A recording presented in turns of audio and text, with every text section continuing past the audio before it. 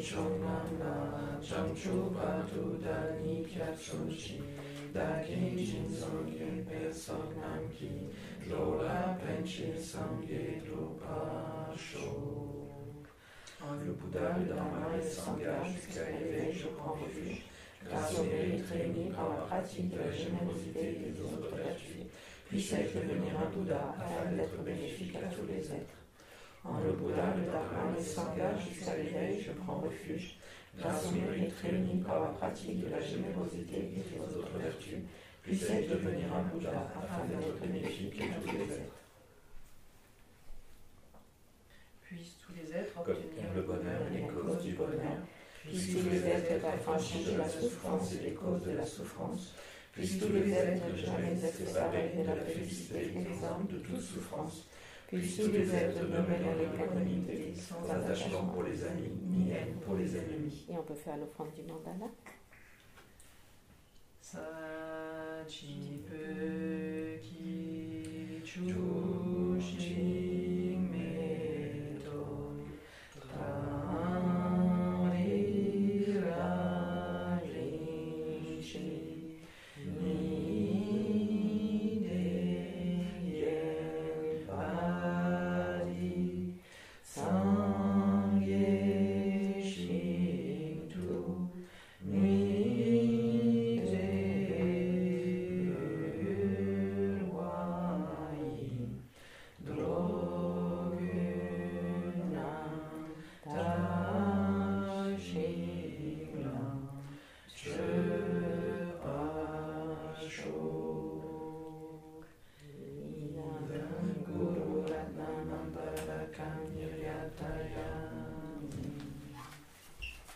Bon, on va d'abord repasser ce qu'on a vu hier.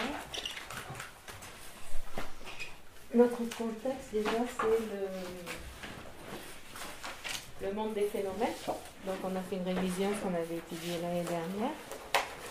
Le monde du non-soi, où nous trouvons les existants et les non-existants. Dans les existants, nous avons les permanents et les impermanents. On continue à zoomer. Dans les impermanents, nous avons 3 catégories qui sont forme, conscience, composé non associé. Et là, nous allons zoomer sur les consciences. D'accord? Donc, c'est le contexte.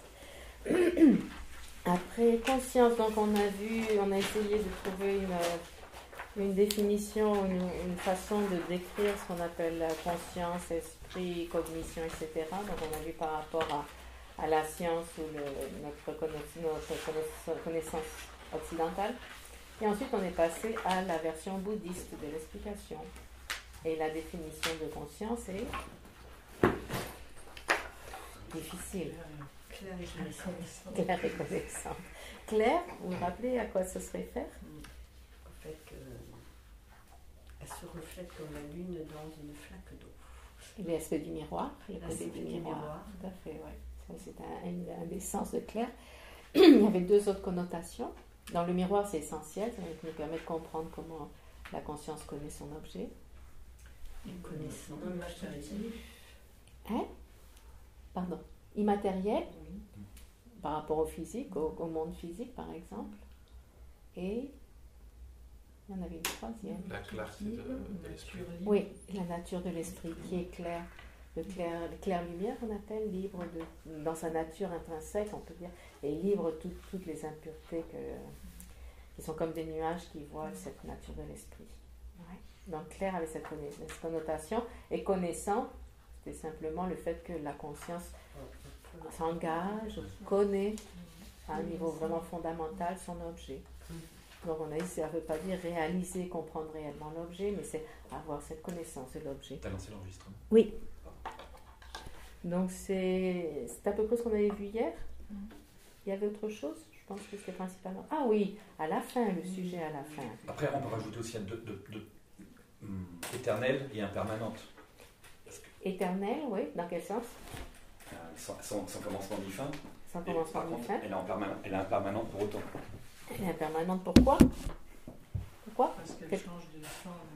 pas qu'elle change d'instant en instant. Ouais. Et Et, puis ça dépend d'un instant de conscience immédiatement précédent, donc elle existe de façon dépendante. et cette notion de sa cause, qui doit être un moment de conscience précédent, nous explique la notion de renaissance aussi.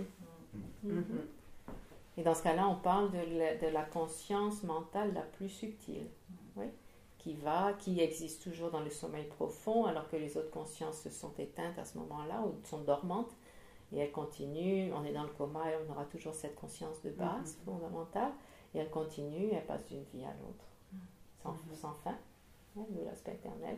Et même à l'état de Bouddha, cette conscience primordiale, qu'on peut appeler, est encore présente à l'état de Bouddha. Alors que dans la tradition Theravada, ils disent que quand on obtient la libération, c'est fini. Cette continuité mentale est coupée. Ouais. Comment que Tranchée, coupée. Qu'est-ce qui coupe? Cette continuité mentale. Ah, cette continuité. D'accord. Ce qui est un peu bizarre. Ah, d'accord. Oui. Parce que dans ce cas-là, il y a quelque chose qui devient stable alors finalement. Mais non, il n'y a plus rien. Il n'y a plus l'être. L'être n'existe plus puisqu'il n'y a plus de conscience. C'est dérangeant parce que pourquoi on veut obtenir la libération si c'est du suicide de la continuité mentale en fait. Ou de l'annihilation. C'est fou quand même. Ça veut dire 3 éons d'efforts pour... Ils disent 7 vies. 7 vies. Minimum en 7 vies, tu peux obtenir la libération d'un arat, la libération pour soi-même, en 7 vies. Ouais. C'est ce qu'ils disent. En minimum. Hein. Mais même ça, pourquoi tu veux fonctionner pendant 7 vies? Et tu es peut-être déjà dans la 5e ou dans la 3e, on ne sait jamais si on est dans la 1. Et pourquoi si c'est à la fin, tu coupes complètement toute existence de l'être? C'est bizarre. Bon, moi, le truc qui est une fin, ça me perturbe. Oui. J'arrive pas à... Après, peut-être qu'il pose autre chose, parce que l'état d'Arat, c'est pas une annihilation. C'est ce qu'ils appellent le nirvana sans reste. Résidu. Oui. Un reste sans reste ou sans résidu. Ouais. Oui, parce que pour les c'est ce qui pour eux, c'est fini. C'est la fin. C'est la fin. Oui. Donc on va continuer, on est confortable dans notre Mahayana, 3 countless éons, combien on dit 3 éons incomptables d'accumulation de mérites, incommensurables. Et pour accumuler des mérites et tout ça, tout va bien quoi. On fait nos 5 voies de l'accumulation, préparation, vision. Mais ça tombe plus que 2,5. Hein, méditation. Si ça tombe plus que 2,5, ils vont... Éventuellement. Possible, hein. Mais non, en plus on a des trucs, on a des raccourcis nous. On a le tantra, le vajrayana. Donc voilà, non, en gros c'est ça. Donc l'idée de la continuité de l'esprit c'est vraiment essentiel aussi pour nous. Renaissance, ça veut dire qu'on peut continuer jusqu'à cet état-là. Ça se finit pas avec cette vie, parce que dans ce cas-là, pourquoi se torturer? Après tout, autant continuer à courir après les plaisirs des sens et puis jusqu'à la fin, quoi. Donc voilà, c'est où on en est. Donc l'importance de connaître cette nature de l'esprit, donc la cause d'une conscience, la cause précédente. Oui. Maintenant, pour qu'une conscience connaisse, parce qu'on a parlé de l'objet aussi hier, pour une conscience connaisse son objet, par exemple une conscience visuelle, par exemple, qui regarde la statue de Maitreya, quels sont les 3 facteurs requis pour qu'il y ait cette conscience? Il faut qu'il y ait l'objet. L'objet. La faculté sensorielle. Quel est le rôle de la faculté sensorielle? De relier avec la conscience. Oui, de faire la connexion. Et donc le moment précédent de conscience. D'accord? À partir de ces 3-là, on voit... Oui?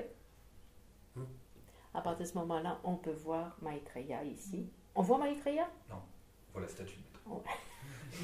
Très bien. Projection de la statue. Merci. Exactement, j'attendais. Donc j'ai exactement ce qu'on a vu. Les ondes de la statue.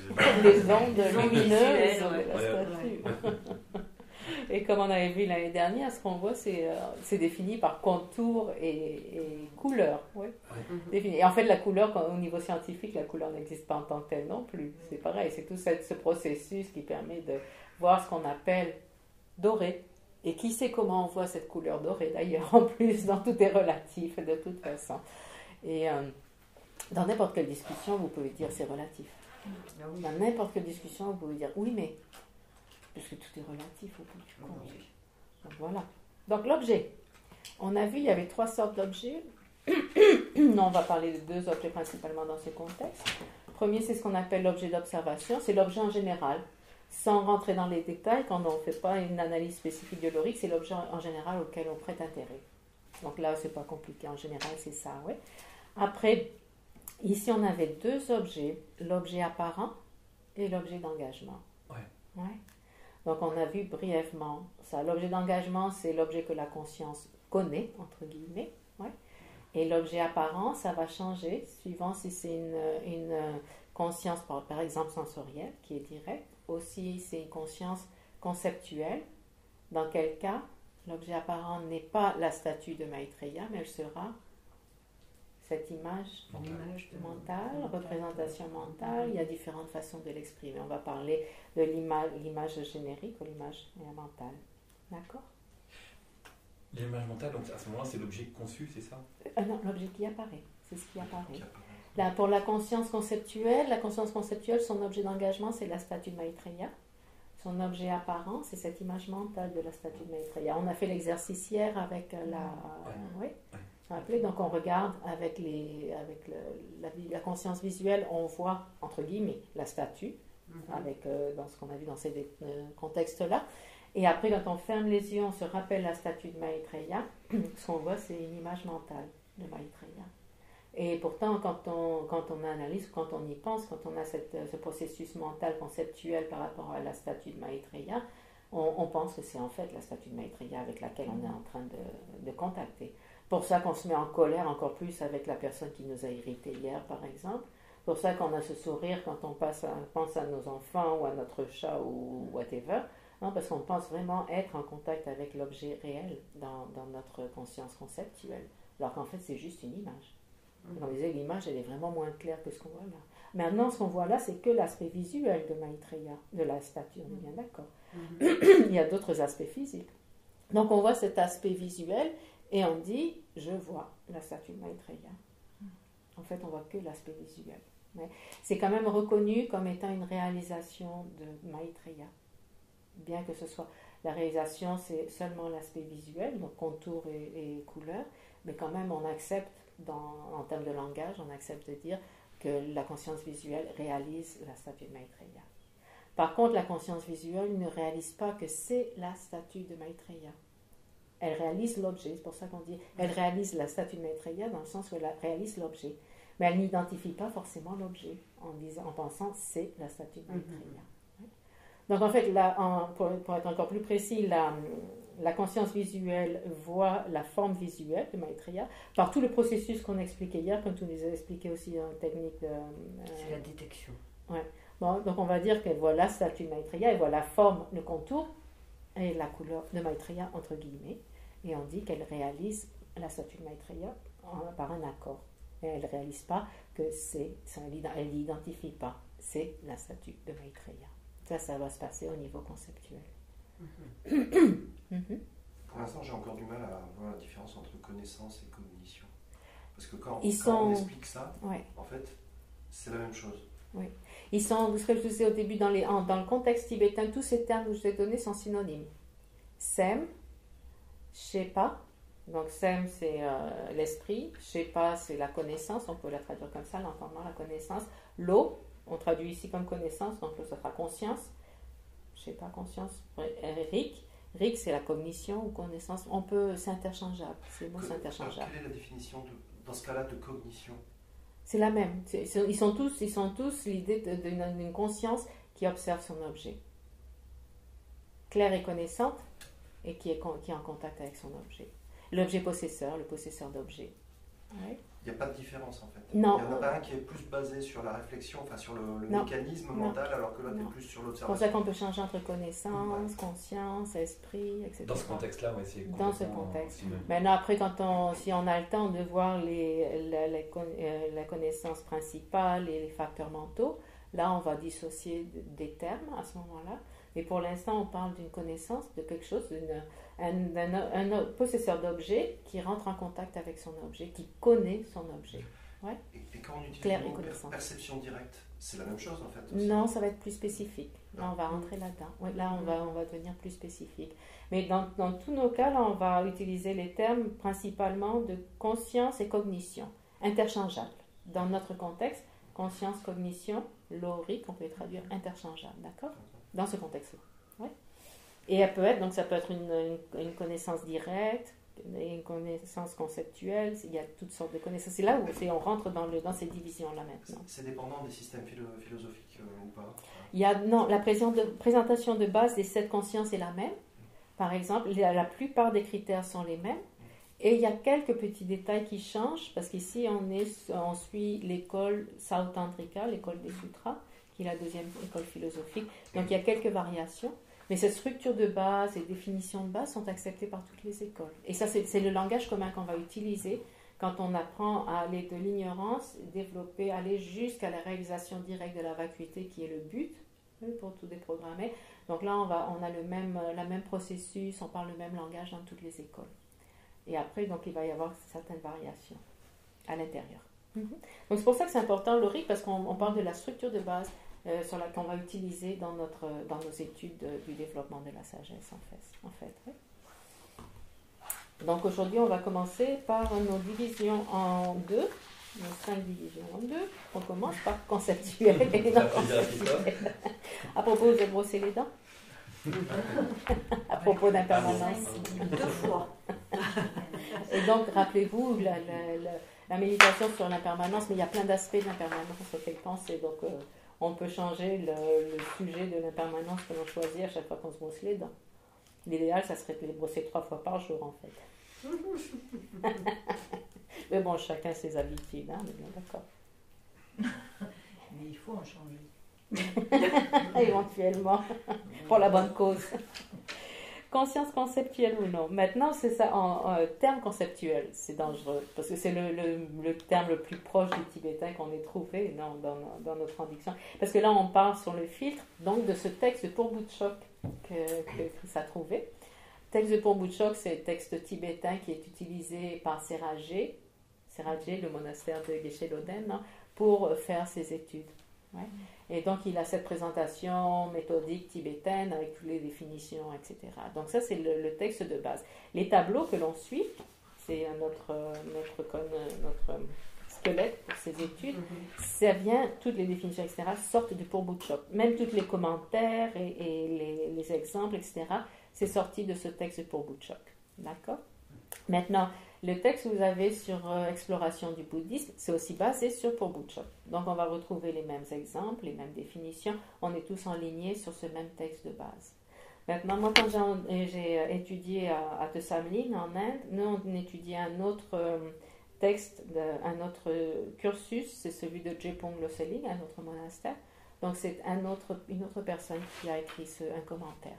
Mais la plupart des définitions, ça reste les mêmes. Il y a quelques variations dans les explications, mais les définitions restent les mêmes aussi. Oui. Pour ça, vous allez trouver des similitudes dans ces différents... Quand vous ferez le P.B.A., c'est pour Butchok, je pense que vous utilisez très probablement dans le P.B.A. Oui. Quand vous faites découverte du bouddhisme, je pense que Christian, il prend cette base de pour Butchok, il doit vous sortir l'essentiel, très probablement. Exploration du bouddhisme de Geshe Namtak, c'est aussi basé sur pour Butchok. Donc on reste là-dessus, nous, d'accord? Donc on a une référence de base, on sort pas de là, on n'invente rien, on a une référence de base. Ouais.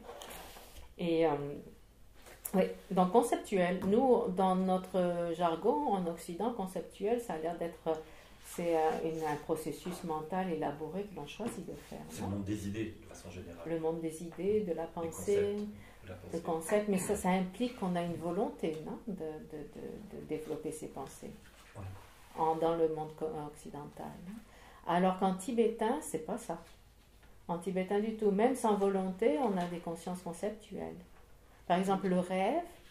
Il y a des exemples qui vont être donnés ici de rêves qui sont non conceptuels. Mais en général, le rêve est aussi accepté comme étant conceptuel. Quand on rêve, on n'a pas une intention consciente d'analyser, etc., par exemple. Hein? Et conceptuel, en fait, c'est beaucoup plus vaste que l'aspect occidental. C'est beaucoup plus... Tout ce qu'on connaît par le biais d'une image mentale est conceptuel. Et qu'on y pense ou pas, qu'on en soit conscient ou pas, qu'on l'analyse ou pas. C'est ce qu'on va appeler conceptuel en tibétain. Donc c'est plus large que le conceptuel, terme conceptuel qu'on utilise en Occident. Ouais. C'est important de s'en rappeler chaque fois, essayer de déprogrammer un petit peu la notion de conceptuel comme une conscience qui volontairement analyse son objet. C'est pas le cas en tibétain, d'accord? Tout ce qui est perçu par l'image mentale est conceptuel. Ouais.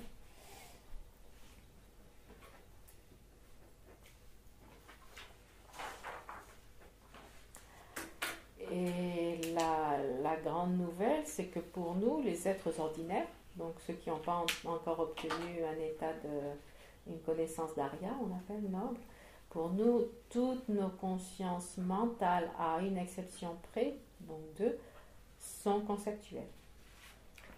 Toutes nos consciences mentales sont conceptuelles, à une ou 2 ou 3 exceptions près, pour les humains ordinaires comme nous. À moins que vous soyez un Arya, bon, vous le cachez bien, mais on ne sait pas. Mais oui, c'est important, parce que c'est là qu'on se rend compte, tout ce qui se passe mentalement pour nous, c'est conceptuel.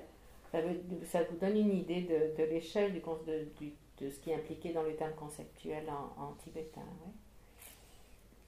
Dans l'exception, c'est par exemple certaines consciences de rêve qui seront non conceptuelles. On va en avoir des exemples qui apparaissent à l'occasion.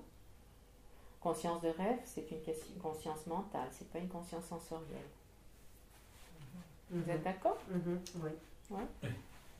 Les sens, les consciences sensorielles sont dormantes. Ouais. Donc c'est une conscience mentale. Et quand on le définit quand on définit un rêve qui voit clairement son objet, l'expression voir clairement ou avoir une claire vision de l'objet veut dire qu'elle n'utilise pas une image générique, une image mentale.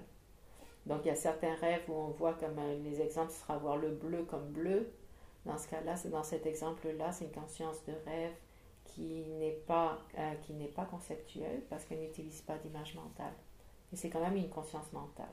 Donc c'est une exception à nos consciences mentales qui sont conceptuelles. On a une exception.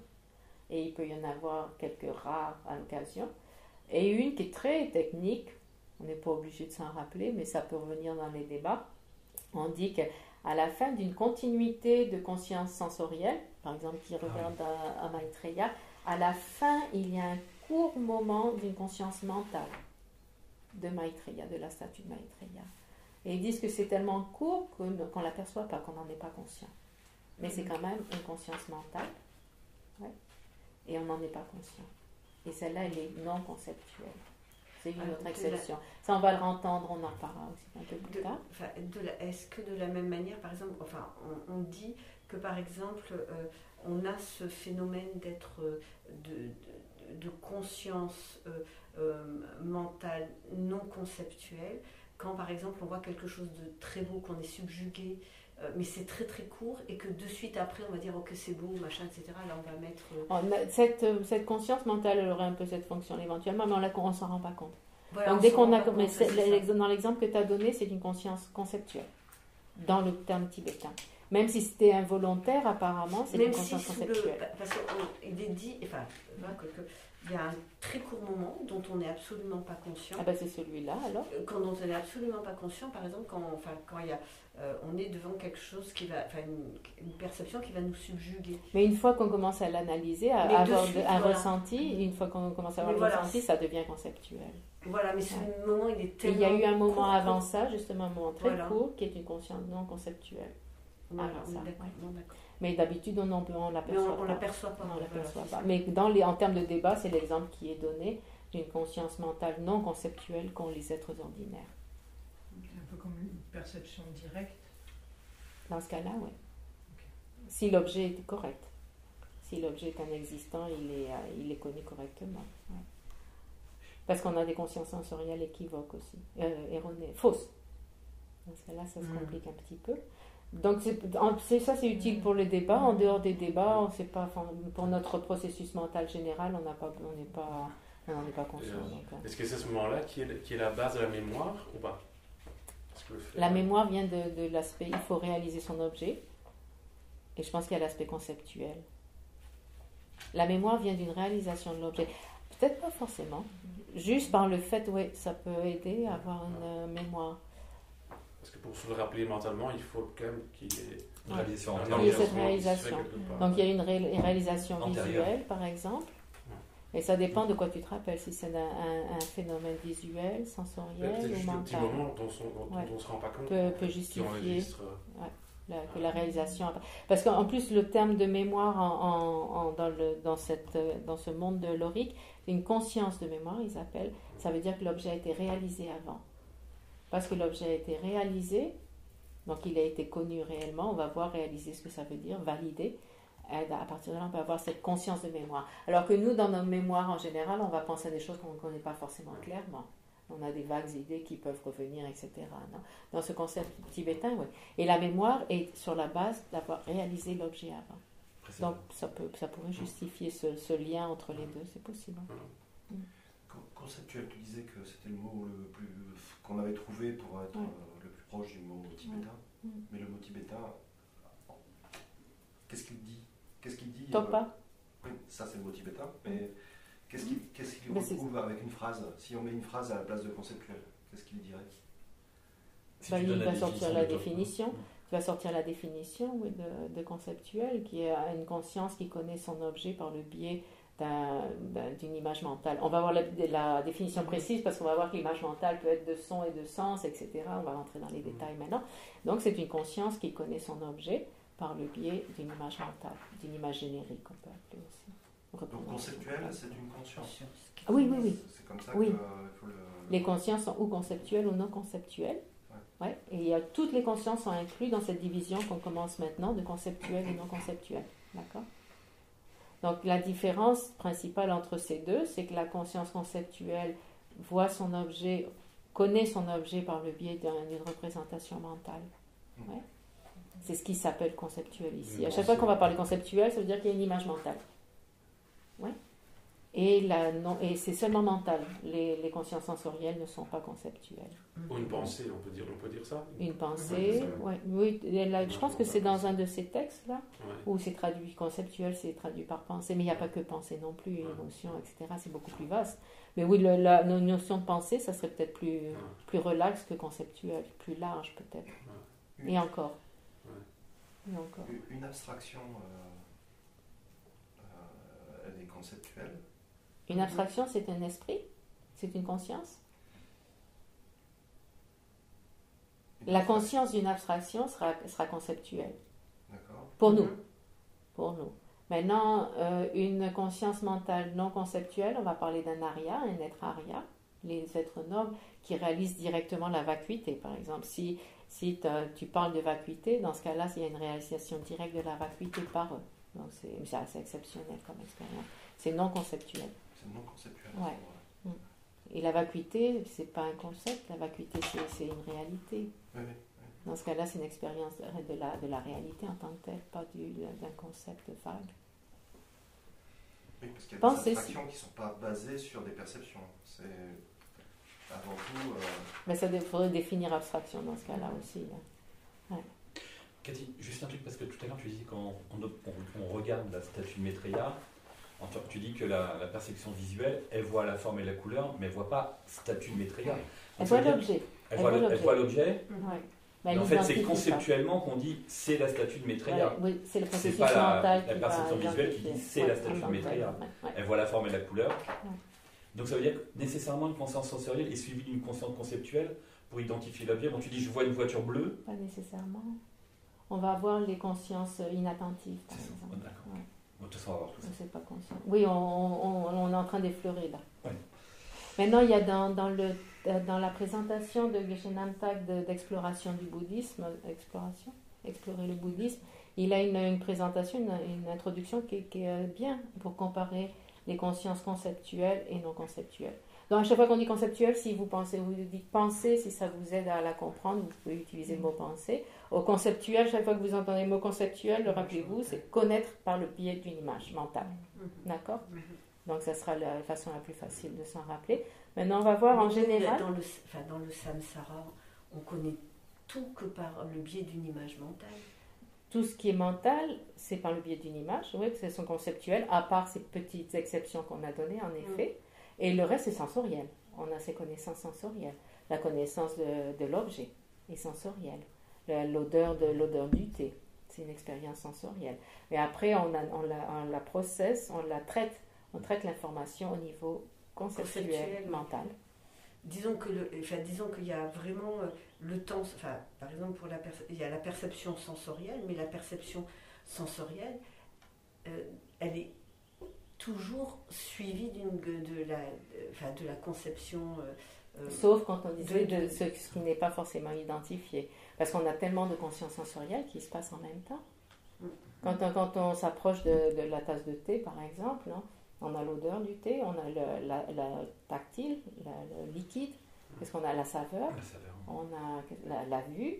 Donc on a toutes ces consciences qui fonctionnent en même temps. On peut avoir aussi la mémoire d'instant aussi qui nous reviennent par rapport aux consciences mentales qui vont se développer en même temps. À l'odeur du thé. Parce que aussi, c'est ça, il y a aussi une limite, techniquement parlant, on dit que l'œil, la vision, la conscience visuelle connaît seulement l'objet en tant que tel, mais n'identifie pas l'objet. Maintenant, il est dit que dû à la familiarisation, il est possible que la conscience visuelle connaissent l'objet, soient conscients que c'est la statue Maitreya. Après, il va y avoir des variations. Oui? Ils disent par la familiarité, il se peut que la conscience visuelle soit consciente de ça. Donc ça, c'est relatif. Mais sur le plan strict technique, on dit qu'elle connaît l'objet seulement, et qu'elle ne connaît pas elle n'identifie pas sur le plan technique. Après, ça, comme ils disent, familiarisation, les empreintes, etc., on peut dire que l'œil connaît éventuellement l'objet en tant que tel, qu'il est l'objet.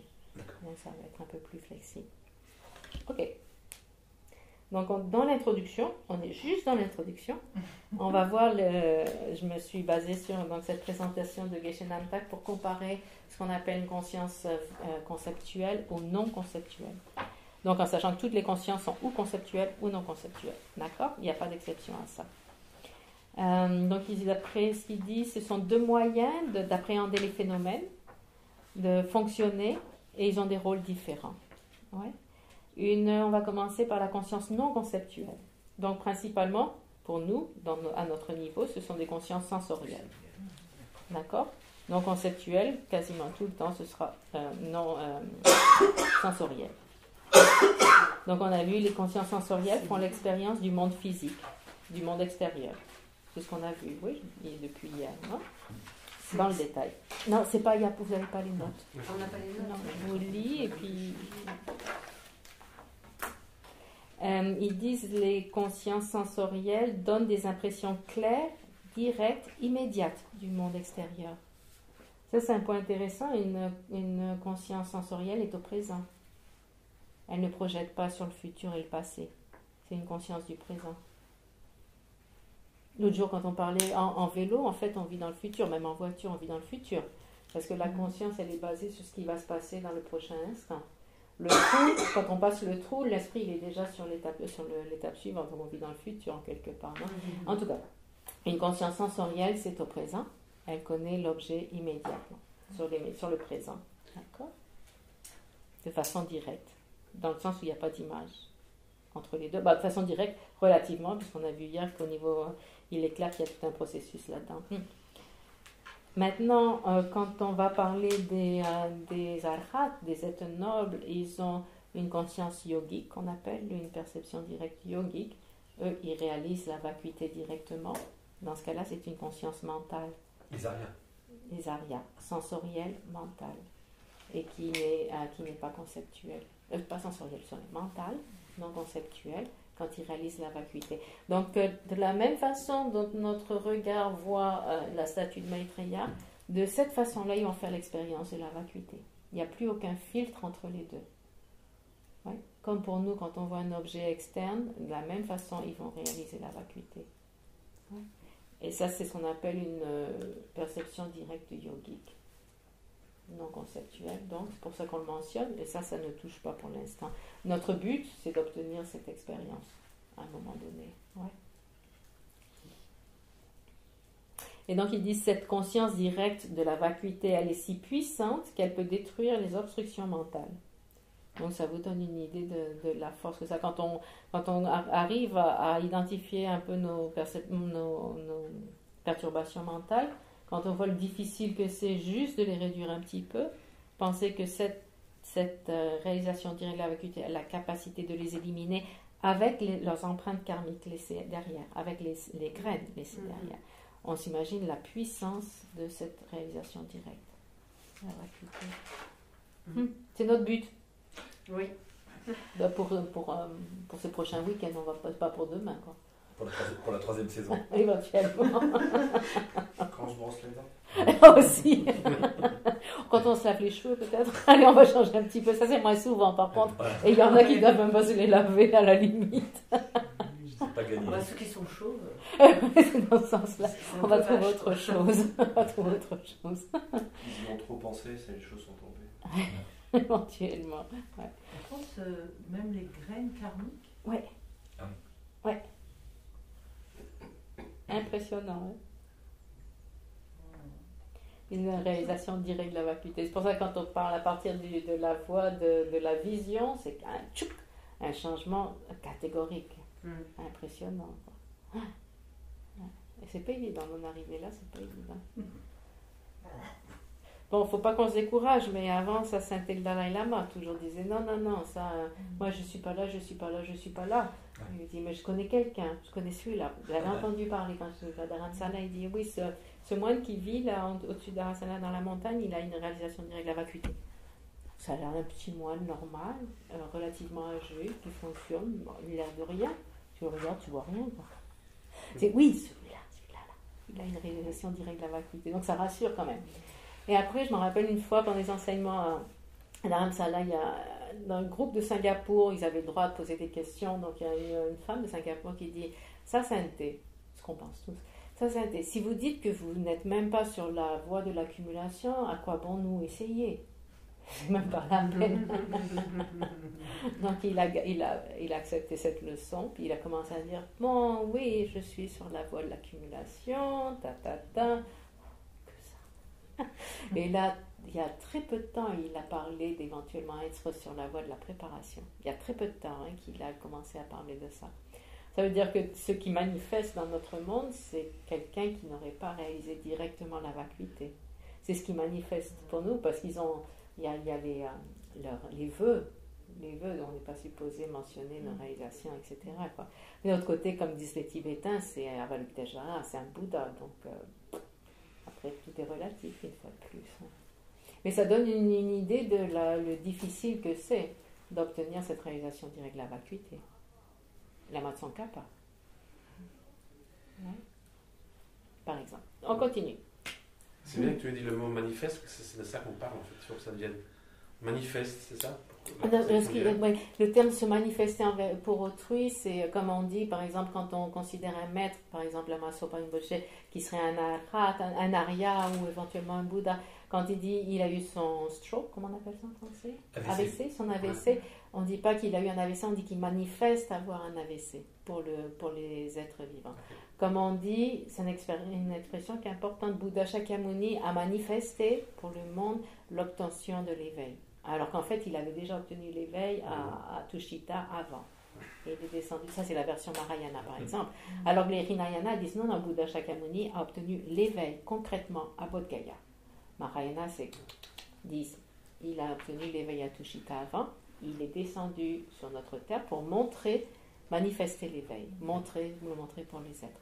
Donc là, c'était là, dans ce sens-là que sa sainteté montre l'apparence d'un pratiquant sur la voie pour nous inspirer, alors que d'après les Tibétains, c'est déjà un Bouddha, par exemple, et donc après, chacun se situe où il veut au milieu de tout ça. Donc, comme je disais, il montre l'aspect d'une voie de l'accumulation, il montre l'aspect d'une voie de la préparation. Ça veut dire qu'on n'est pas forcé de le croire, que c'est pas forcément sa réalité. C'est son enseignement au monde. Ouais. Ce qu'il a besoin de montrer aux gens, pour les inspirer, les guider. Je dirais même ce qu'on a besoin de nous de voir. C'est ça. Parce que ça devient plus accessible aussi. On peut se connecter plus facilement à sa sainteté quand il dit bon, j'ai la voie de l'accumulation. C'est bien quoi. Alors que s'il disait je suis un Bouddha, c'est oh là là, mais on en est loin, encore plus loin. Ouais, puis même après, ça fait presque extraterrestre. Non, mais c'est vrai, c'est un autre monde. C'est clair. Ok, les noms conceptuels. Donc en général, on va parler de sensoriel pour nous, mais c'est important de comprendre les connaissances mentales non conceptuelles qui sont ces réalisations directes de la vacuité, de l'impermanence et tout ça. C'est important de savoir que c'est notre but, en gros, voilà. Les limites d'une conscience non conceptuelle. Donc, on a vu principalement, elle se dirige vers son objet. Il n'y a pas de filtre, il n'y a pas de filtre d'image mentale et c'est immédiat, c'est dans le présent. D'accord ? Et donc, elle a une vision aussi globale de l'objet d'ailleurs. L'objet apparaît dans tous ses détails. Je veux dire, cette face de Maitreya apparaît dans tous ses détails. La face arrière, non. Bien sûr, pas le dessous non plus, mais bon, c'est relatif. Ses limites.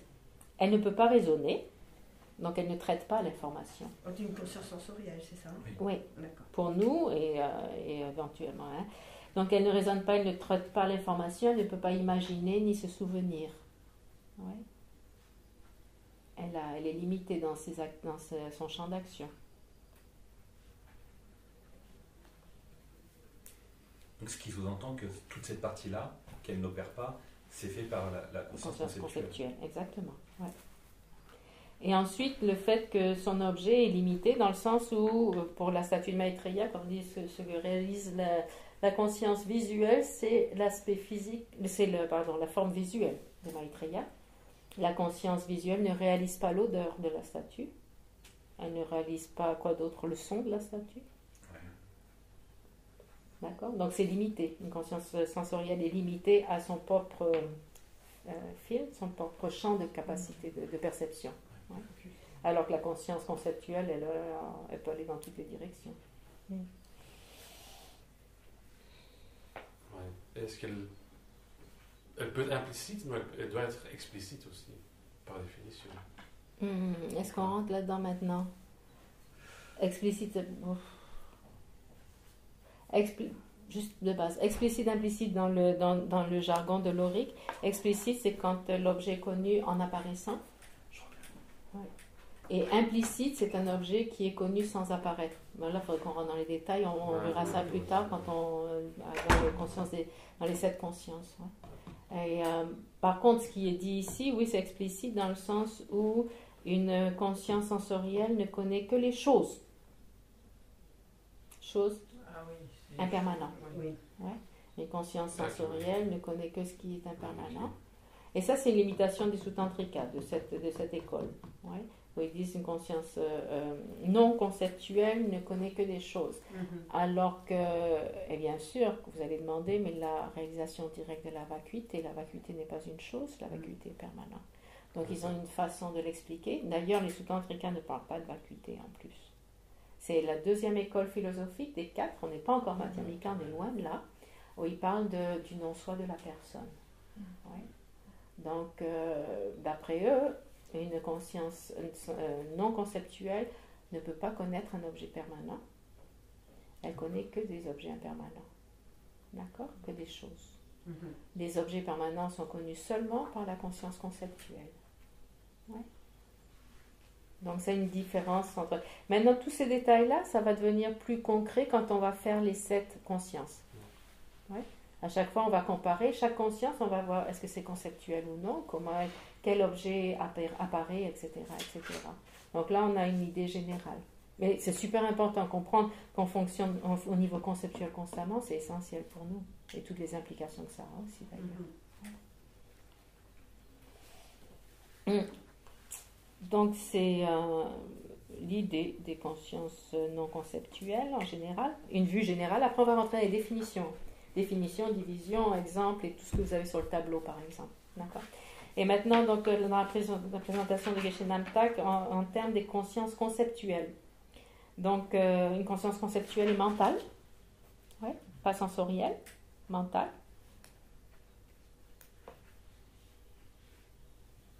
Elle connaît des phénomènes que la conscience sensorielle ne connaît pas.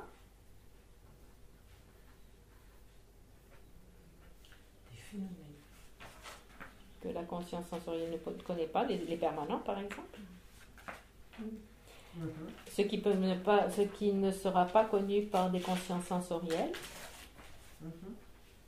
Par exemple la vacuité, l'impermanence, le karma, l'espace. Tous ces éléments-là sont connus par la conscience conceptuelle pour nous. On continue, on parle des êtres ordinaires ici, d'accord ? Après, ouais. Et après, on a aussi toutes sortes d'expériences. Donc, traiter l'information, interpréter l'information qui est reçue par les consciences sensorielles, par exemple. Après, toutes les émotions qu'on a, nos expériences, des perturbations mentales ou des émotions positives également. Le bonheur, la foi, la colère, la peur, etc. Tout ça, c'est au niveau conceptuel. Et donc, il dit le plus important, c'est savoir que cette conscience conceptuelle, c'est un outil de notre entraînement mental. Ça, c'est essentiel. À notre niveau, on va utiliser l'aspect conceptuel, la conscience conceptuelle pour nous transformer. Ouais. Donc, on a intérêt de comprendre comment fonctionnent ces consciences conceptuelles et comment transformer, comment les utiliser dans notre but. Et notre but sera donc d'avoir une réalisation non conceptuelle de la vacuité. Mais pour arriver à cette réalisation non conceptuelle de la vacuité, on doit passer par le conceptuel. Donc, vous savez, c'était quoi? C'est Ashang Mahayana. Il y a eu le gros débat au Tibet, la vision de Chan, qui disait la non-action. Pour obtenir l'éveil, c'est la non-action, ne rien faire, ne rien penser. Puisque les pensées, comme il disait, c'est comme des nuages blancs, c'est les nuages blancs, les nuages noirs, que ce soit positifs ou négatifs, c'est toujours des nuages. Donc l'idée, c'est de ne rien penser. Ici, on n'est pas d'accord. Ici, on dit non, d'abord, on doit définir clairement. On doit avoir clair à l'esprit notre map, notre plan, non? De reconnaître notre état présent, reconnaître ce que l'on recherche, comprendre où est la faute, où est le problème, et de déprogrammer cette faute. Donc tout ça, ça se fait à un niveau conceptuel. Vipassana, les retraites de Vipassana. Mais même la déconstruction enfin quand ils disent il ne faut rien penser, c'est une déconstruction. Non, c'est nier, c'est annihilation complète. Il n'y a pas de déconstruction parce que tu ne questionnes pas ce qui est construit. Tu ignores, tu zappes. C'est impossible. Quoi. Tu zappes tout ça.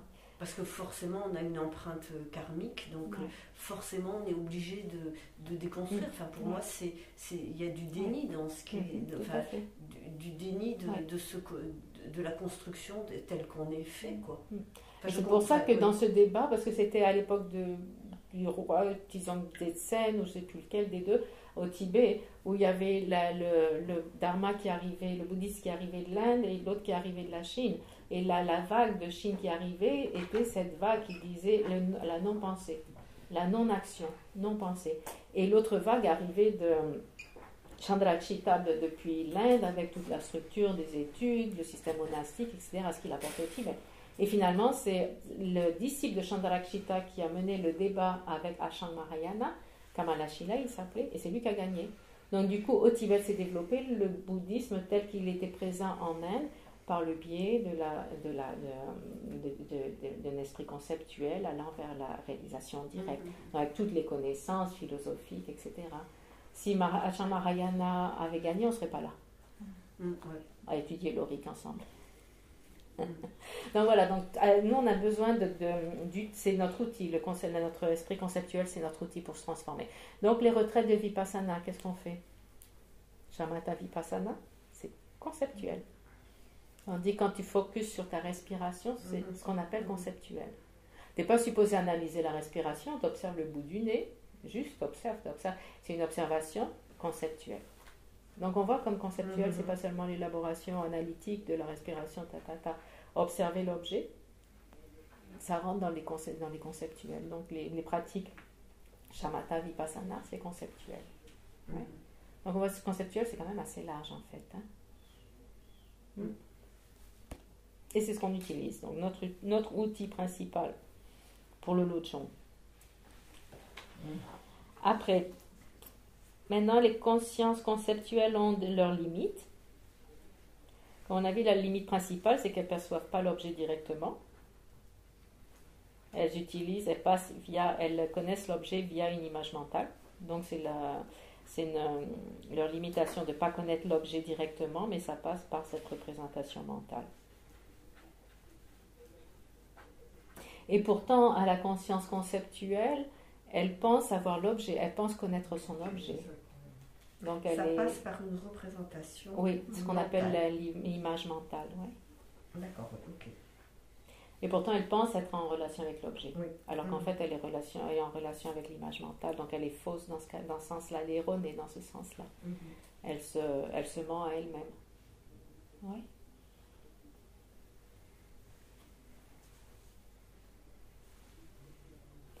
Et aussi, il est dit, ça j'ai un peu plus de mal à comprendre, qu'elle n'a pas de vue globale, elle a seulement un aspect qui exclut tout ce qui n'est pas l'objet.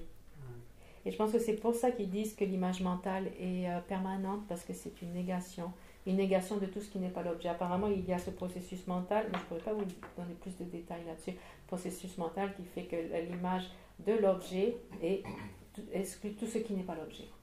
Mais par contre, elle ne voit pas toutes les caractéristiques de l'objet, comme le voit l'œil. Directement, il va voir la main, il va voir tout. Nous, on n'en a pas analysé, on n'en est pas conscient, mais l'œil, il voit tout. La conscience visuelle voit tout. En fait, je crois que l'explication dans son livre, il dit que comme l'image mentale se fait par élimination, oui. En fait, tu élimines aussi la vacuité de ce que tu élimines. Tu élimines la vacuité? Tu élimines oui. La vacuité. Tu élimines the emptiness de ce que tu élimines. Alors que quand tu as une perception directe... Je pense que vacuité, ça ne sera pas le terme, parce qu'on est dans l'école sous-tantrika, et les sous-tantrika ne parlent pas de vacuité. En tout cas, il y a un processus d'exclusion de tout ce qui n'est pas l'objet. Et c'est peut-être pour ça que c'est permanent, parce que exclusion, négation, c'est permanent. C'est pour ça peut-être qu'ils disent que l'image générique est permanente. On se demandait pourquoi, parce que au fur et à mesure que l'esprit fluctue, l'image fluctue aussi, on est d'accord. Ouais. Par exemple, la perception d'autrui, on peut avoir une image d'autrui, on a une image d'autrui qui est extrêmement restrictive. Mais en fait, l'image globale de la personne, on l'a. Oui, mais maintenant, ça c'est un autre point tout à fait. Oui, suivant tous les filtres de conditionnement qu'on a, définitivement, ce qu'on perçoit conceptuellement, c'est vraiment limité. Mais là, leur idée, c'est que cette image générique exclut tout ce qui n'est pas l'objet. Est-ce que ça veut dire que la conscience visuelle va aussi voir ce qu'il y a derrière, etc. Est-ce que c'est à ça qu'il se réfère? Elle exclut tout ce qui n'est pas l'objet. Mais maintenant, précisément expliquer ça, je ne sais pas du tout. Elle prend son objet, donc ça veut dire qu'elle exclut tout le reste. Et son objet n'est pas perçu d'une façon avec toutes ses caractéristiques, définitivement, il est filtré.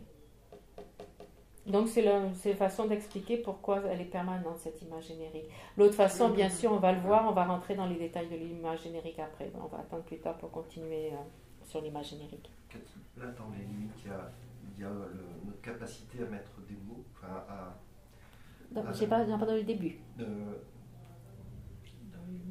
Dans les limites des consciences conceptuelles. Oui.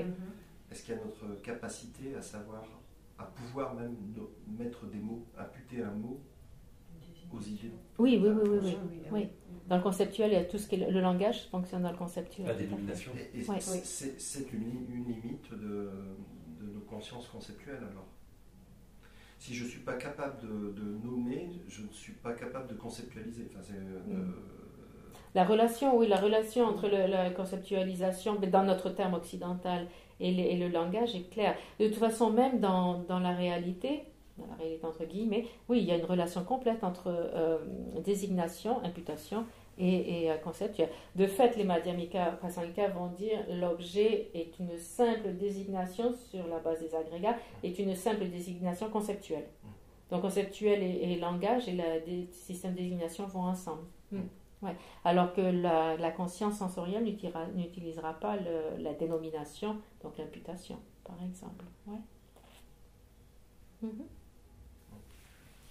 Puis, juste une remarque, c'est qu'en fait, quand je regarde la statue, en fait, on a une version très générale, parce qu'au moment où je dis combien il y a de plis sur la robe de Maitreya, si je ne la réalise pas, ça, par exemple.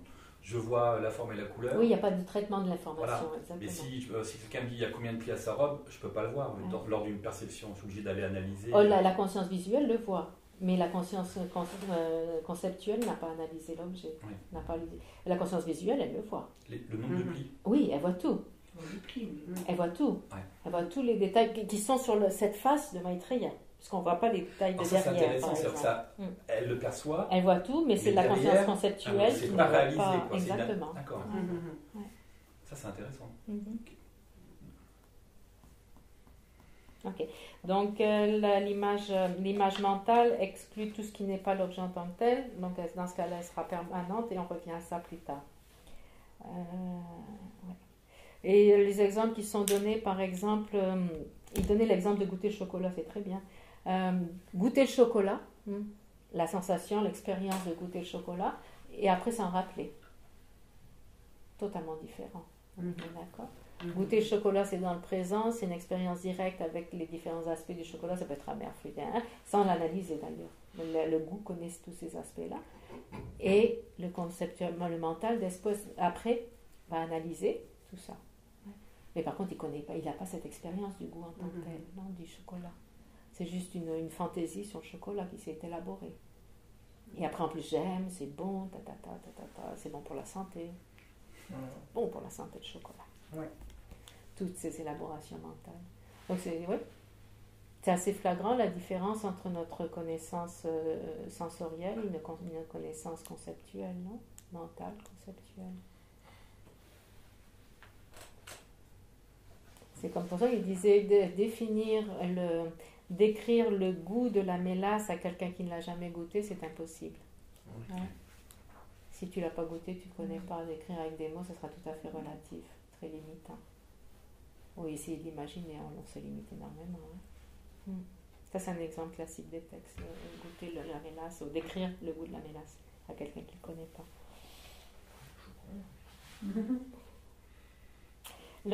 C'est le rôle des consciences conceptuelles ou non conceptuelles face aux émotions. La conscience non conceptuelle donne l'apparence agréable du chocolat.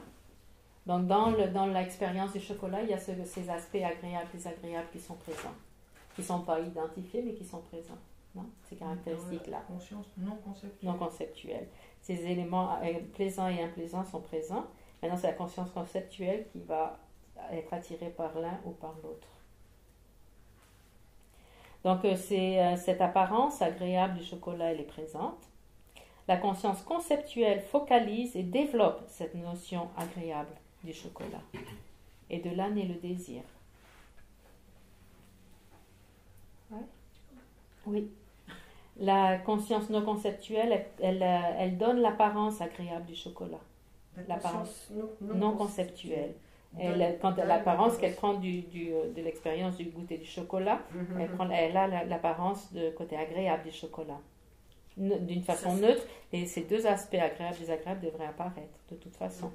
Maintenant, c'est la conscience conceptuelle qui va analyser ça, qui va développer. Dans ce cas-là, elle développe cette notion agréable du chocolat et ça fait naître le désir.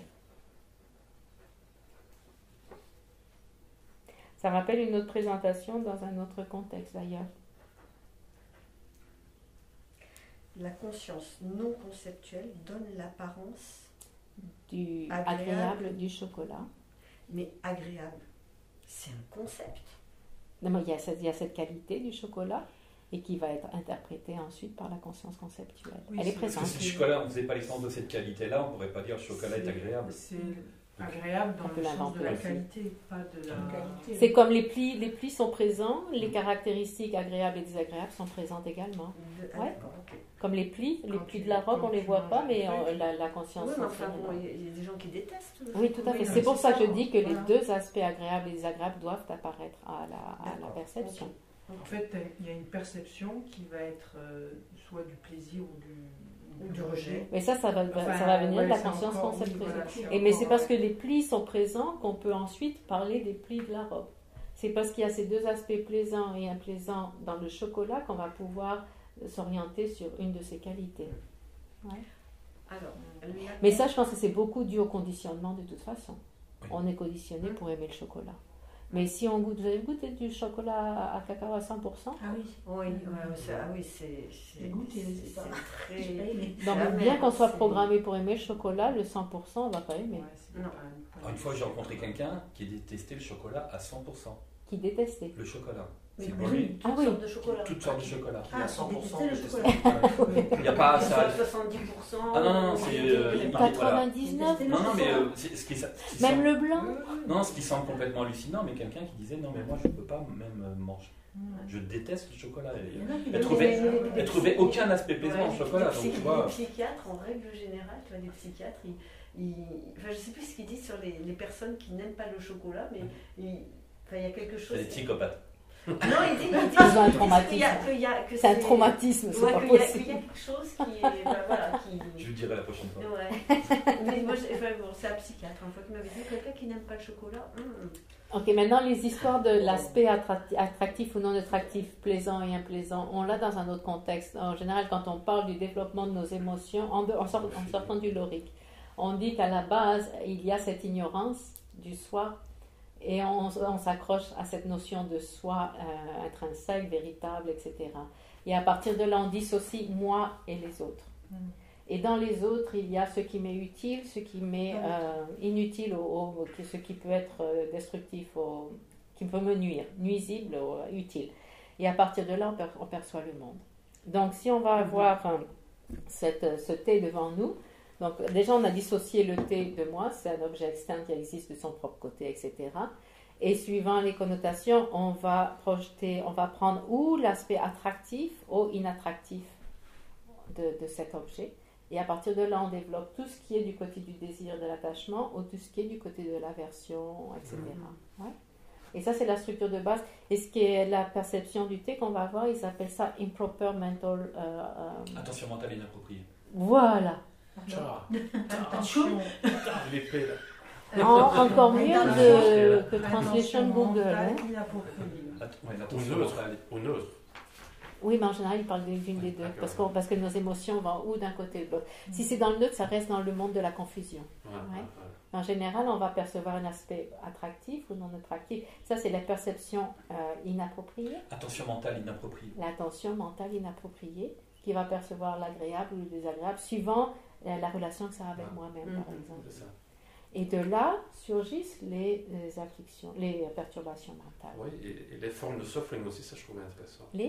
Les formes de souffrance, parce qu'on peut dire où il y a l'aversion, il y a la souffrance de la souffrance, où il y a l'attachement, il y a suffering du of changement. change. La souffrance Et du où c'est changement. neutre, c'est la...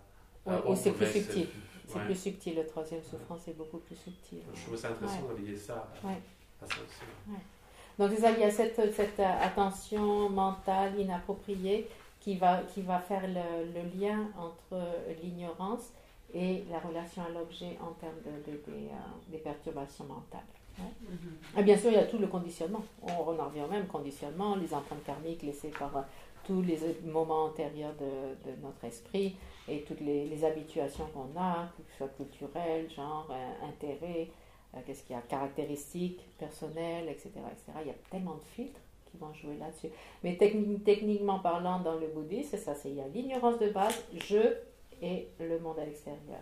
Le monde extérieur est perçu entre ce qui va m'être utile, attachement, ce qui va me nuire, aversion. Et à partir de là, quand la conscience connaît son objet, il y a cette L'attention mentale inappropriée. Attention mentale inappropriée, oui, qui va exagérer le côté agréable ou exagérer le côté désagréable. Donc ces deux côtés apparaissent avec l'objet, et c'est cette attention qui va focuser, qui va exagérer l'aspect agréable ou désagréable. C'est pour ça que souvent on dit qu'on éduque les enfants, on ne dit pas ce n'est pas bon, c'est je n'aime pas. Ouais. Parce que je n'ai pas bon, c'est comme si ce que tu manges n'est pas bon par nature, donc est déplaisant par nature, et que ça appartient aux caractéristiques de l'objet. C'est sa nature de ne pas être bon. Alors qu'en fait, non. Parce que la preuve en est l'histoire du chocolat. De façon générale, on aime bien. Et là, j'ai rencontré une personne qui dit non, mais moi je déteste le chocolat. Donc c'était pas bon. Donc ça prouve bien que c'est pas le chocolat est bon par nature. T'as l'hôpital. Et donc c'est je n'aime pas, c'est en relation avec le monde interne, alors que ce n'est pas bon à l'extérieur, c'est mauvais par nature. Parce que quand Mais on perçoit souvent des choses comme ça. Et c'est aussi considéré que quand on a compris ce processus, on peut limiter la naissance des perturbations mentales en reconnaissant cette attention incorrecte. Ce qui veut dire que quand on sait qu'on va avoir une réaction plaisante envers un objet dont on ne devrait pas, par exemple, eh ben, on va couper cette attention, donc on va s'éloigner de l'objet pour ne pas avoir cette attraction vers l'objet. Ou on va voir l'objet d'une façon neutre. Le mieux, c'est de s'éloigner de l'objet. Ça, c'est la notion de base si on veut limiter nos perturbations. Par exemple, si on a un problème avec l'alcool, les drogues ou quoi que ce soit, on ne va pas parler du café parce que ce n'est pas un problème. Et le reste, par exemple, eh ben, on dit on s'éloigne de cet objet. Pourquoi ? Parce qu'on n'aura pas cette attention qui extrapole à une caractéristique super agréable de l'objet qui fait qu'on s'attache à lui. Donc ça, c'est très important de comprendre ce système. C'est comme dans une relation un peu toxique entre deux personnes, qu'il y a une personne qui a un effet négatif sur l'autre, il faut qu'elle s'en éloigne. Et la personne toxique n'est pas toxique pour d'autres personnes. Voilà, par exemple, c'est tout à fait relatif. Donc, pour ça que je dis que dans l'objet, il y a déjà ces deux aspects agréables et plaisants et déplaisants. Ils apparaissent dans l'objet. Et après, c'est nous qui tombons en prenant un et on exagère ses qualités. C'est important de dire, on exagère ces qualités qui font qu'on va se diriger vers le désir ou vers l'aversion. Donc la conscience sensorielle, elle est dans le présent. Oui. La première conscience mentale qu'il faudrait faire arriver, c'est la vacuité et le non-soi pour couper tout le reste. Une fois que tu as réalisé, donc quand tu vas avoir ta réalisation directe de la vacuité, on fait de la manifestation ici, après tu vas percevoir les objets d'une façon complètement différente. Like an illusion, ils disent comme une illusion. Donc tu n'auras plus ce problème-là. Tu auras coupé ce que l'essence... Tu vois l'objet, donc tu ne vois pas que sa vacuité, tu vois l'objet, mais comme une illusion. Tu sais qu'il n'existe pas tel qu'il apparaît, en gros c'est ça. Donc tu as déjà détruit à la base toute perception fausse de l'objet. Et conventionnellement, tu vois qu'il existe par les causes et conditions et qui peut être perçu d'une façon agréable, désagréable, mais tu ne rentres plus du tout dans le jeu. Donc la perception visuelle va quand même voir l'aspect agréable, désagréable de l'objet, mais elle ne prendra pas au sérieux, elle ne va pas se laisser attraper là-dessus aussi parce qu'elle sait que c'est comme une illusion. C'est cool quand même. On comprend que ça puisse être agréable ou désagréable, mais... Donc pour moi, la conscience non conceptuelle, ça s'arrêterait juste à donne l'apparence de. Oui. Ça suffit. C'est l'objet qui est perçu par les sens, c'est tout. Okay. Ouais. Et le reste, ça passe dans le conceptuel. Okay. Donc la conscience conceptuelle focalise et développe cette notion d'agréable, le désir neutre. La conscience conceptuelle se remémore les conflits qu'on a eus avec quelqu'un, par exemple. Et donc, cette conscience conceptuelle, quand on va voir cette personne avec qui on s'est disputé hier, ou qu'on a toujours des problèmes parce qu'elle est toujours comme ça, elle ne changera jamais, c'est toujours comme ça, et bien ça rentre dans notre perception de la personne. Il y a la conscience visuelle qui va voir la forme visuelle de la personne, immédiatement la conscience conceptuelle, boum, mais les étiquettes. Ouais. Et puis par exemple, si on a eu un problème avec Ginette, et bien après quand on rencontre une autre Ginette... c'est ce qu'ils appellent l'effet halo, l'effet du halo. Oui. Quand on a une connexion avec, par exemple, quand on voit quelqu'un qu'on admire beaucoup parce qu'il a cette qualité, on va avoir que des qualités positives dans cette personne. Ou l'autre personne qui est similaire à elle, que des qualités positives. Ils appellent ça l'effet du halo. Et c'est un des facteurs de conditionnement de notre esprit de fait. Donc tout ça, c'est la conscience conceptuelle. Mais dans la perception, il y aura ça va apparaître, l'objet apparaît et immédiatement, tout notre conditionnement qui va le percevoir d'une façon ou d'une autre.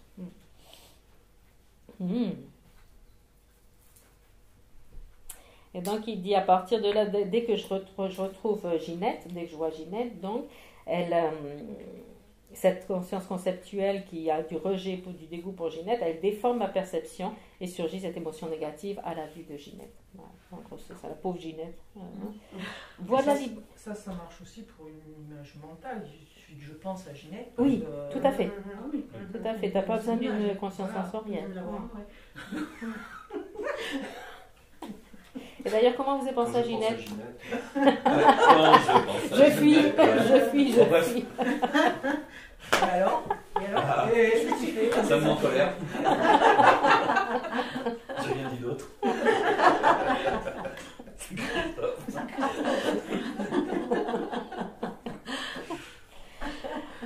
Ok, donc on a vu le rôle des consciences conceptuelles par rapport à nos perturbations mentales, nos afflictions en tout genre, nos émotions en général, c'est dans le positif aussi, évidemment, ça marche dans le positif. Maintenant, la voie de la libération. On commence par une conscience conceptuelle qui analyse, qui reconnaît, qui identifie, qui analyse les perturbations mentales. Ouais.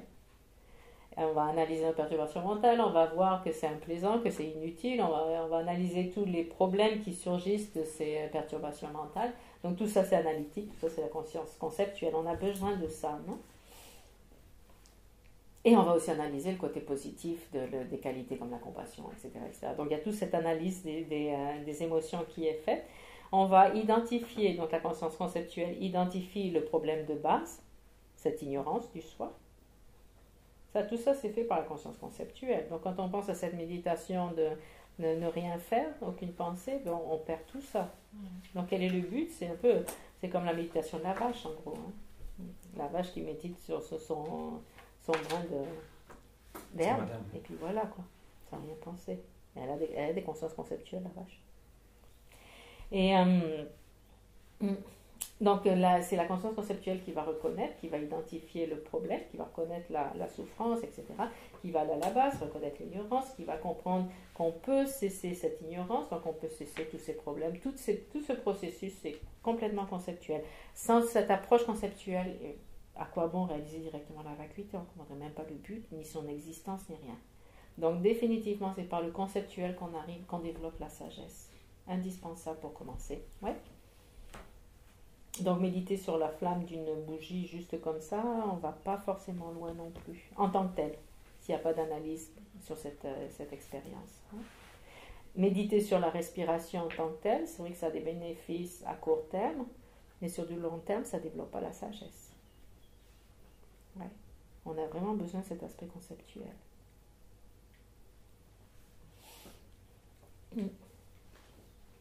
Et du conceptuel, à un moment donné, ça passera, une fois qu'on a bien compris, qu'on a saisi la situation, qu'on a saisi la vacuité en tant que telle, à un moment donné, donc on va commencer, d'abord on étudie la vacuité, on contemple, on réflexionne sur la vacuité, deuxième étape, jusqu'à obtenir une certitude.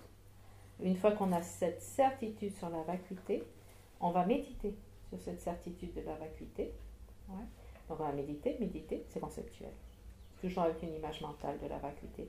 Là, on est sur la voie de la préparation, messieurs, dames. On médite. Et cette image mentale de la vacuité est de plus en plus raffinée. Elle se rapproche de plus en plus de la réalité, de la vacuité en tant que telle.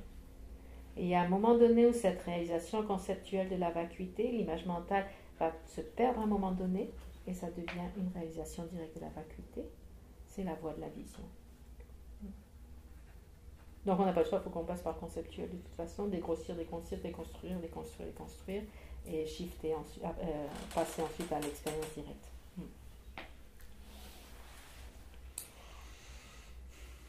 Il y a un autre point, il y a une autre différence, c'est que la conscience conceptuelle est erronée. Ça, on l'a vu déjà, par rapport à son objet qui est apparaissant.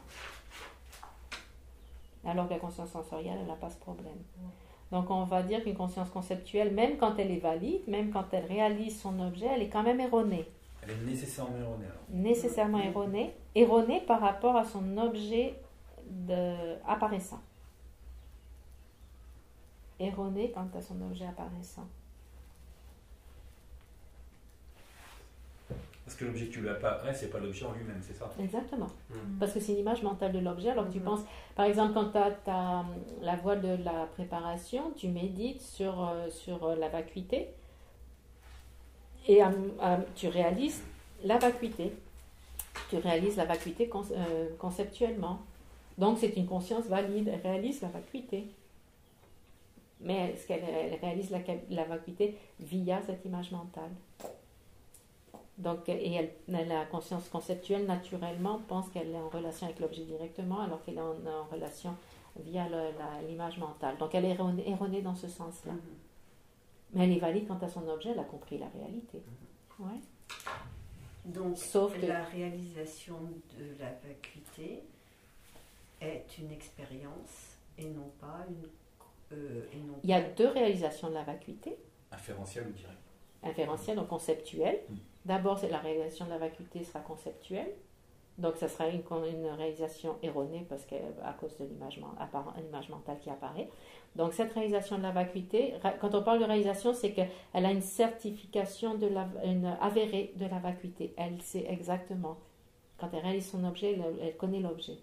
Exactement. Il n'y a pas d'erreur dans son objet. Il n'y a pas d'erreur dans l'objet d'engagement. La vacuité. Donc, c'est d'abord, la première réalisation de la vacuité sera conceptuelle, on appelle ça inférentiel, on va le voir dans les 7 consciences. Et ensuite, ça devient une réalisation directe. Donc, une réalisation sera d'abord conceptuelle et ensuite directe. Direct, c'est non conceptuel. Ouais. Expérience. Expérience directe, telle que l'on voit la statue de Maitreya. D'accord. Ouais. Première réalisation. Donc ça, on va y revenir quand on va parler des 7 consciences, on va voir ces détails-là. Donc la conscience conceptuelle sera de toute façon erronée, même si elle est correcte par rapport à son objet, elle est erronée parce qu'elle prend l'image mentale pour l'objet en tant que tel. C'est juste ce côté-là qui est erroné par une conscience conceptuelle.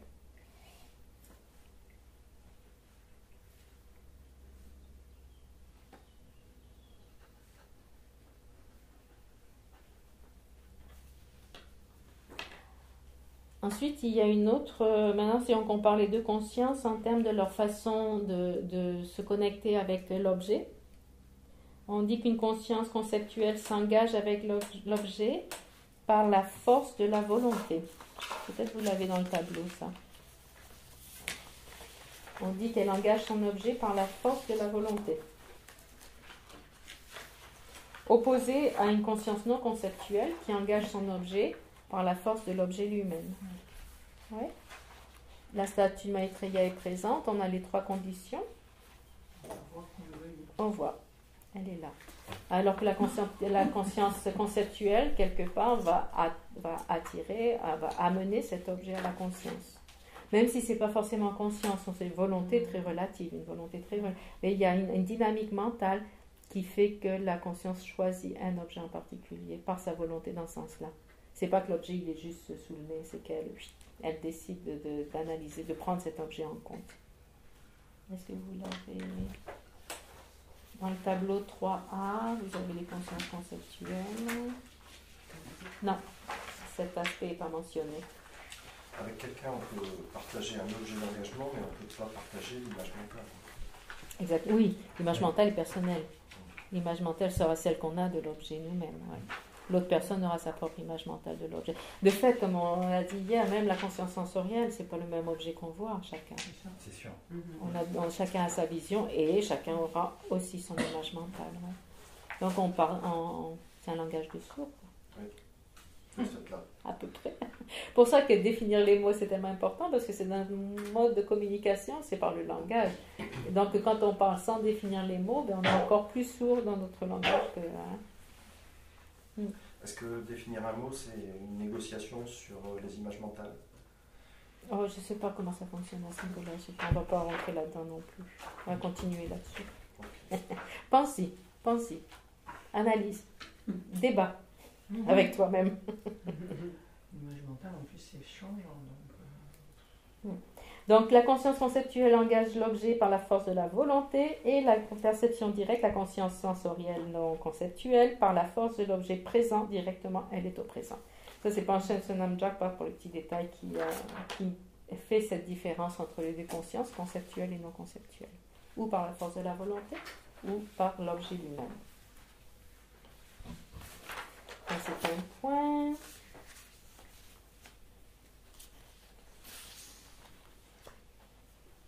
Et on va finir avec ces différences, puis on n'a pas le temps de faire des débats.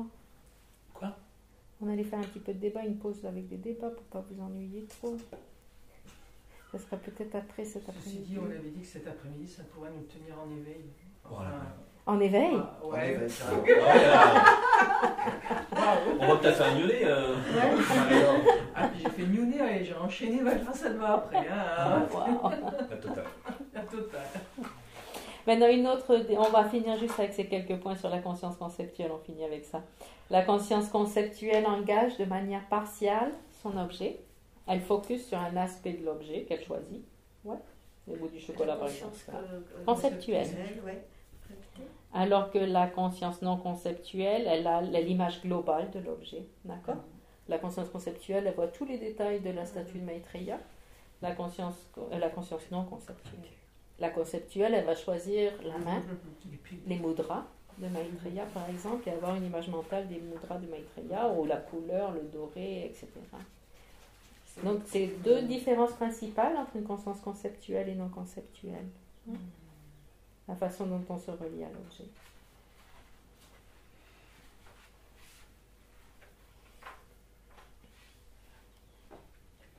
Donc une conscience conceptuelle, elle est partielle, alors que la conscience non conceptuelle est globale. Et elle fonctionne par la volonté. Ici, il y a un autre facteur qui dit qu'elle fonctionne par la force de la terminologie. Et ça se réfère à l'image générique, par cette image, par le biais de l'image. Et puis voilà. Cet après-midi, on rentrera dans les définitions, dans le tableau de conceptuel et non conceptuel. Et c'est la division, je répète encore, c'est la division la plus importante pour nous dans notre but qui est de transformer l'esprit, comprendre comment fonctionnent les consciences conceptuelles, sensorielles. Hein? Parce qu'en fait, ce qui est non conceptuel, on ne va pas pouvoir intervenir dessus, dans tous les cas. C'est la conscience conceptuelle qui va développer, qui va tout développer. Il est là. Donc, on le perçoit, Ouais. Mais après, toute la transformation d'esprit, elle se fera uniquement sur la partie mentale. Mentale. Dès qu'on pense mental pour nous, ça sera conceptuel de toute façon. Ok. Juste pour dire qu'il y a quand même tout cet environnement qui fait que... Et pourtant, si on y pense, on passe notre vie à courir après les plaisirs sensoriels. Donc on utilise énormément nos consciences sensorielles de toute façon. Ouais. On cherche toujours à avoir des vues plaisantes, des odeurs, etc. Tout dans le plaisant. Donc on utilise énormément nos consciences sensorielles. Elles ne sont pas ignorées non plus. Ouais. Et après on projette toutes ces qualités, agréables, désagréables, et après on s'y attache. Et la sensation de plaisir, de déplaisir, et on continue, l'un après l'autre. Boum, boum, boum, boum, boum. Maintenant on a faim, mais la projection c'est je vais aller manger. Allez. Parce qu'il y a un truc qu'on a vu pendant au cours des enseignements en Nalanda, c'est que pour faire naître comment apparaît une perturbation mentale, il y a 3 conditions. Il y a l'objet de la perturbation, les graines des perturbations, et l'attention mentale est inappropriée. Donc l'objet, il est là. Les graines, on en a plein. Donc, ça, c'est tout le conditionnement qu'on a. Et en fait, sur quoi on peut jouer, c'est uniquement l'attention mentale appropriée. Regarder l'objet de façon appropriée. Et la première technique, c'est éloigner l'objet, s'éloigner de l'objet. Pas l'éloigner de lui, mais s'éloigner de l'objet. Là, quand la tendance karmique est trop forte, c'est sûr qu'il vaut mieux s'éloigner. Oui, prendre de la distance. Oui, non, parce que par exemple, on prend le problème de l'alcool, si on n'a pas de tendance à l'alcoolisme, on peut nous mettre de l'alcool sous le nez, ça ne nous fera rien. Alors que l'autre personne qui, elle, a tout ce bagage. Donc c'est la base, c'est éloigner l'objet dans ce sens-là. Et après, travailler sur si on est obligé de supporter cet objet, comme en communauté par exemple, ou dans la famille d'ailleurs, ou n'importe où en parlant d'autres personnes, et ben c'est être conscient de cette première étape de l'attention incorrecte par rapport à la projection. Ça marche, moi je vois avec mon collègue, ça va beaucoup mieux. Je suis contente de le voir maintenant. Wow. Ah. J'ai eu une expérience cette semaine incroyable. Ouais, non, j'en passe pas. On a des places de parking partagées. Donc on a un tableau et là il y a une personne qui a été embauchée et elle nous a squatté toutes les places de parking. Avec plusieurs voitures ? Non, mais tous les jours. Voilà, toutes les places. Et moi j'arrive et Et t'as piqué ta place. Non, pas ça, mais impossible d'avoir une place de disponible jusqu'au 30 avril. Je dis, mais quand même, alors vas-y, râle, Et puis, mais bon, après, je me suis dit quand même. Et donc, je vois cette personne, je dis, voilà celle qui nous pique toutes les places, mais avec vraiment tout l'humour que je sais utiliser. Et bien, figurez-vous, si, elle a bien compris le problème. Moi, je lui ai bien dit que je comprenais d'autant plus son problème, puisqu'elle a des enfants en bas âge, etc. Et bien, le lendemain, elle me dit, Marie-Laure, il y a une place qui s'est libérée, je t'ai inscrite. C'est sympa. Je me suis dit, est-ce que c'est beau tout ça? Non, mais c'est vrai. Alors que si j'étais arrivée en disant, oh ouais, tu nous piques toutes les places de la ligne, je suis sûre qu'elle aurait vu la place se libérer, ce serait dit, bon, Bim. Allez, pour moi. Alors pour que ma là, j'ai été... Voilà. Alors moi j'ai une anecdote aussi, c'était au début, je commençais à découvrir le bouddhisme, j'avais un collègue qui venait me voir, à chaque fois que je le voyais, je le supportais pas, mais c'était hypodermique. Hein. Ce gars-là, dès qu'il voyait, je le voyais, c'était...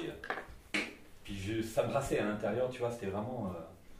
Et je rencontrais le Dharma, puis il dit oui, des fois il faut regarder sous une autre perspective. Et du coup j'ai pris le temps de dire, mais écoute, je comprends pas, chaque fois que tu viens voir, ça va pas, Et donc il a commencé à me raconter sa vie, il me disait, je divorce, je me sépare de mes enfants, tout allait mal. Et d'un seul coup, tout mon concept mental du type insupportable par nature, parce qu'il était comme ça, j'ai compris pourquoi il était comme ça, et du coup tout ça s'est effondré, et du coup je me suis dit, oh le pauvre, tu vois, et du coup ma perception elle avait changé, parce que dans le bouddhisme, on est, enfin, quand tu vois, la tension mentale inappropriée qui était de dire ce type-là il est désagréable par nature, il est comme ceci, il se comporte comme cela, il n'était jamais présent à ce qu'on disait, il est toujours, enfin tu vois.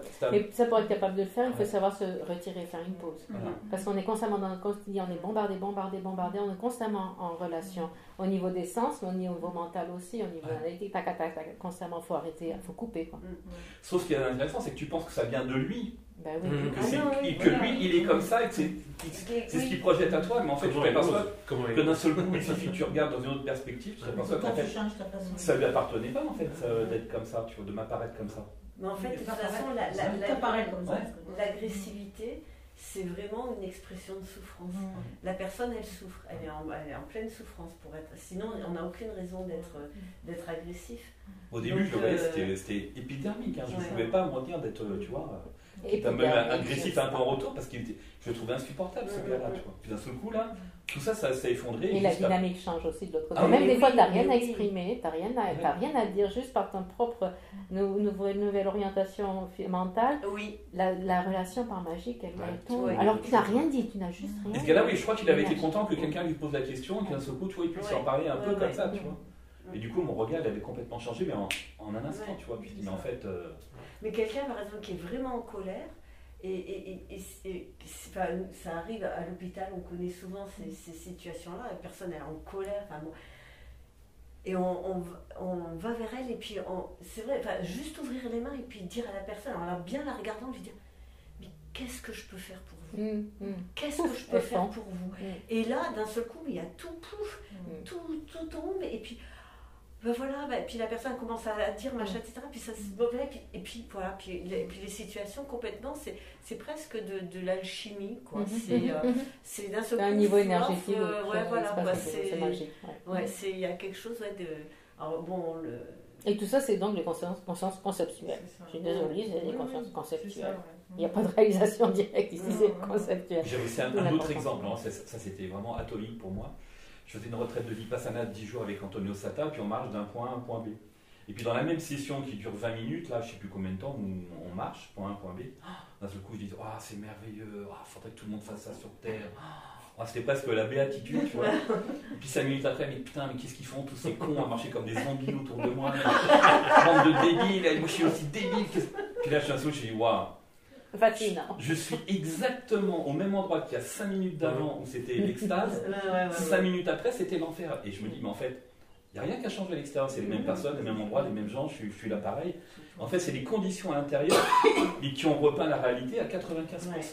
Et après, en plus, tu penses que c'est comme ça vraiment à l'extérieur. C'est un truc de dingue, en fait. Mais c'est fou comme on est changeant, quoi. Ah non, mais on ne se rend même pas compte à quel point, en fait, on pense que la réalité elle existe véritablement à 95% à l'extérieur, alors que la partie subjective intérieure, c'est 95% du truc, quoi. C'est hallucinant, quoi. C'est les chiffres qui sont sortis. C'est comme les gens qui disent qu'il ne faut pas aller là en vacances parce que donc là c'est nul, tu vois, c'est la même chose. C'est pareil. Mais on pense qu'il n'y a pas du tout, il y a à peine un aspect subjectif interne, alors qu'en fait c'est tout le contraire. Mais là c'était flagrant ce moment-là, je me dis mais c'est pas possible. Il y a 5 minutes c'était le paradis, 5 minutes après c'est l'enfer, quoi. Tu te dis mais waouh. C'est bien de s'en rendre compte. Parce que les conditions intérieures ont changé. Mais oui. Et ça repeint tout, quoi. Ouais, puis il y a des jours, je sais pas, tu te lèves, t'es super bonne humeur, machin, etc. Puis d'un seul coup, tout va bien, quoi. Puis d'un seul coup, il y a quelqu'un qui va faire une réflexion, puis pouf, terminé, quoi. D'un seul coup, c'est, on est complètement balayé et tout. Bon, c'est le conditionnement qu'on a. Donc c'est pour ça qu'il faut apprendre à l'identifier et déprogrammer tout ça. Mais ça, c'est un travail de tous les jours. L'autre exemple, tu vois. Mais c'est bien parce qu'on voit que ça marche avec ces exemples-là, on voit que ça marche concrètement. C'est pas une théorie, c'est concret. Oui, c'est parti. Je me disais, alors j'étais là devant ce tableau-là avec son nom partout inscrit et je me disais mais qu'est-ce que c'est qui t'énerve en fait? C'est de ne pas avoir une place de parking pour toi. Mais en fait, c'est ça qui t'énerve. Et donc à partir de là... on va finir pour ce matin. Mais après, ce qui est on va pas finir pour ce matin. Non mais quelque part, moi ce que je trouve génial dans les c'est que à partir du moment où toi tu as changé ton truc, finalement, autour de toi, il y a quelque chose aussi qui s'est produit, puisque elle est venue, l'interdépendance, elle est venue. L'interconnexion entre le tout. C'est de la chimie, de l'alchimie, je sais pas si il y a aussi une grande part de subjectivité dans tout ça. Et de relativité. Page 16. Allez. Catchez la fin,